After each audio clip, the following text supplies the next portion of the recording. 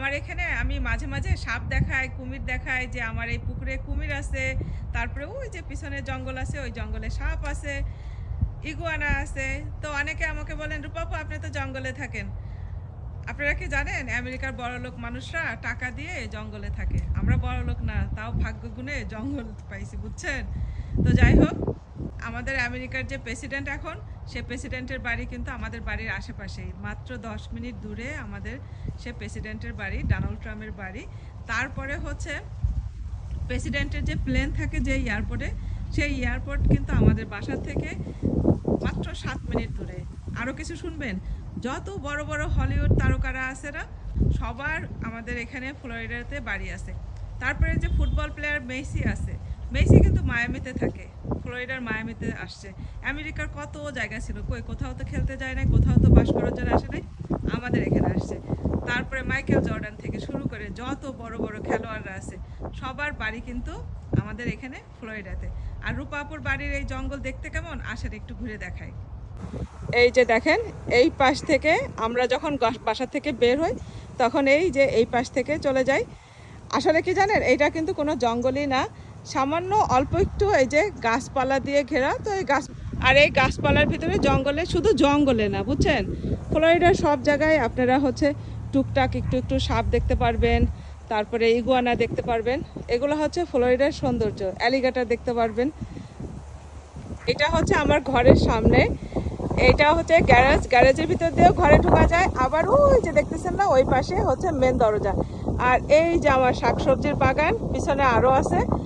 আর এই যে দেখেন আমার সেই কুমির বসবাস করে সেই পুকুর। বিশ্বাস করবেন কিনা জানি না, এই যে দেখেন আমি কিন্তু ইচ্ছা করে আরও জঙ্গল বানায় রাখতেছি, কত ধরনের গাছ লাগাইছি।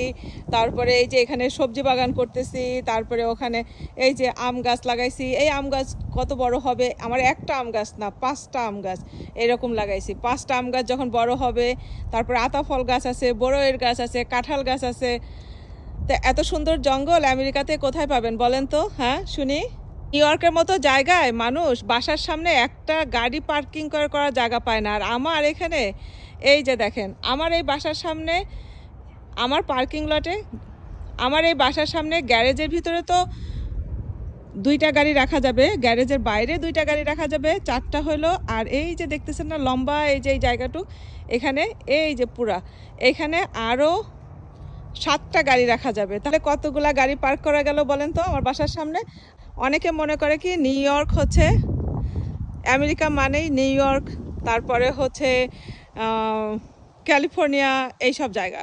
কিন্তু এরকম খোলামেলাভাবে বিশাল জায়গা নিয়ে কয়জন মানুষ থাকতে পারে বলেন তো?